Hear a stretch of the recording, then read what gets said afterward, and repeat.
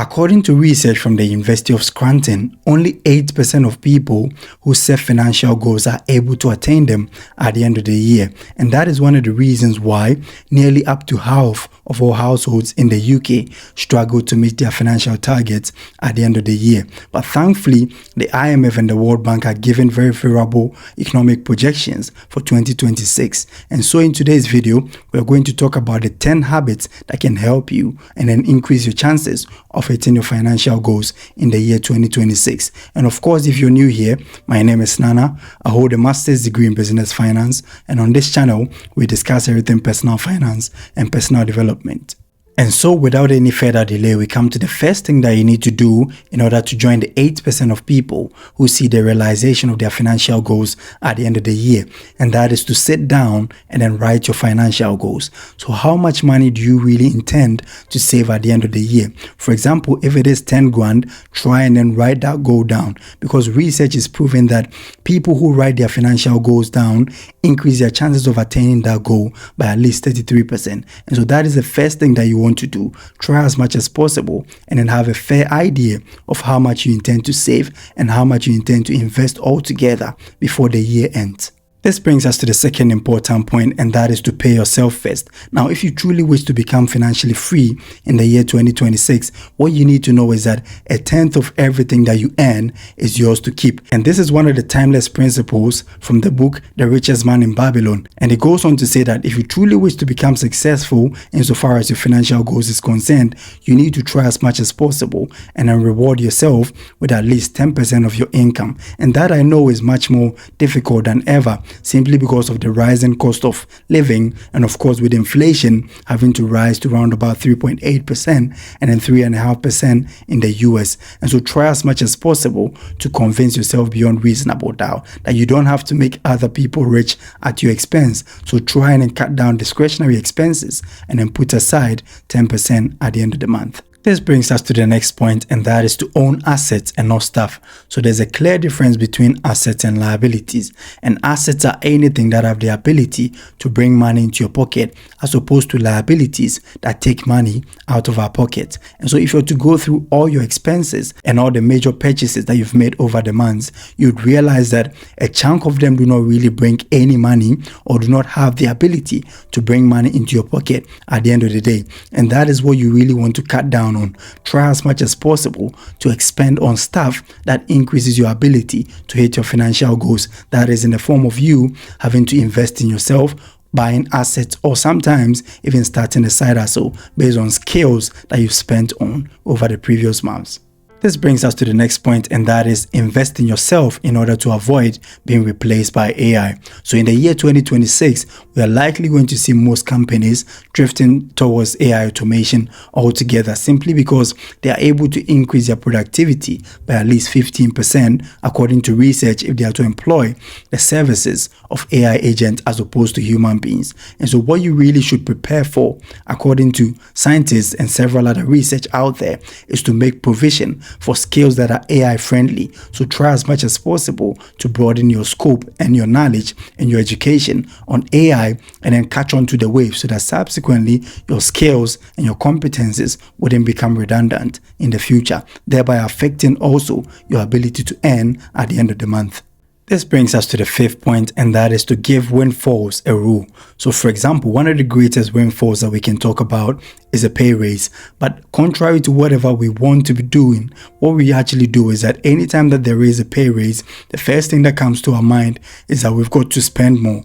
Contrary to this, you want to spend 70%, for example, on investing, 20% on savings, and then the 10% that is remaining on enjoyment. And so if you're able to go with this rule, that is a rule of 70-20-10, you would actually drift yourself towards the attainment of your financial goals and avoid having to expend on things like we stated earlier that wouldn't bring any money altogether into your pocket.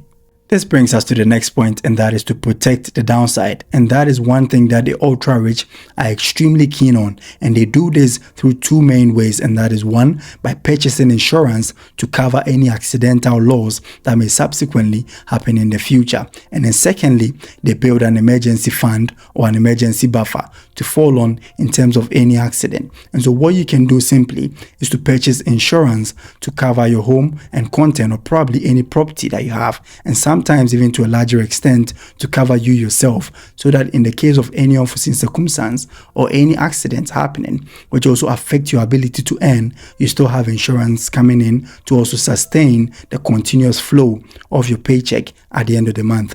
Also, what you can do is to build an emergency fund which covers your expenses from anywhere between 1 and then 6 months, and then that also comes in to cushion you financially in the case of any unforeseen economic turmoil hitting you down the line.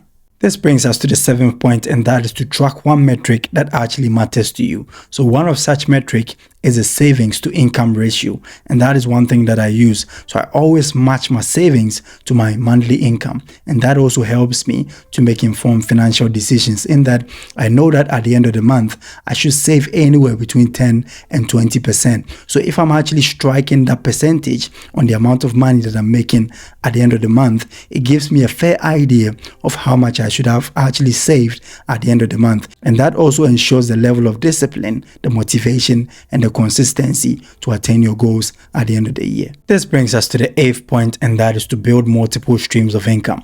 Now, financial freedom cannot come easily to you in this day and age where AI is actually having to compete with the average person out there, especially for limited jobs. And so what you really want to do is to start next year trying to commercialize your skill way before you get replaced by AI. And one of such things that you can do is to actually list your skill on platforms like Fiverr or Upwork, and then get people to pay you to do things for them. And so, for example, if you're a videographer, that is what you do from your 9 to 5, try as much as possible and then get some side gigs on these platforms, and then build a customer base, so that at the end of the day, even if you're to be replaced due to AI automation or anything along the line, then you really have something to fall back on, in that you'd have a side hustle that would consistently bring in some form of income at the end of the month. And try as much as possible to master one thing before you go on to master another, because generally what gurus tell you is that the average multi-millionaire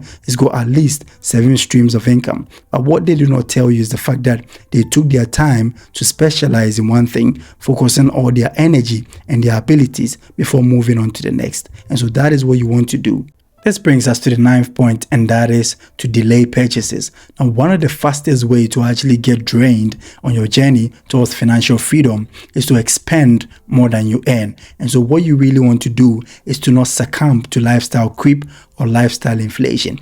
Try as much as possible to live within your means, and you can actually succumb to the 50-30 rule of budgeting, where 50% of your income goes in to take care of your basic needs, that is your rent, water, clothing, etc., and then 30% goes towards your wants, and the further 20% can go into savings, investment, or if you have any debts that you have to repay, you can actually channel that remaining 20% too. And so that is one of the surest ways that can consistently get you motivated to actually pursue your goals and to become successful altogether in attaining them. This brings us to the 10th and the last point, and that is to actually track the progress of your gains. So what you really want to do is to keep a money calendar, and this is how I go about it. At the end of every quarter, that is every 3 months, I sit down to go through all the purchases, all the major purchases that I've made over the past 3 months, and that actually gives me a fair idea of what I'm spending on and how I can actually cut down on any discretionary expenses in order to save and then invest more. And that actually helps you to ensure the discipline, but more importantly, to get more motivated, and gives you a fair idea and a clear knowledge as to what you really want to do subsequently to actually hit your goals. And so this is what you want to do. Try as much as possible and then take your finances into your own hands, even as the economic atmosphere actually settles according to the predictions by IMF and World Bank. And of course, if you found value in this video, kindly smash the like button. It really helps with the algorithm. And then consider subscribing, because I'll be shooting several videos down the line on personal finance and personal development. So thank you for spending time with us, and see you in the next video.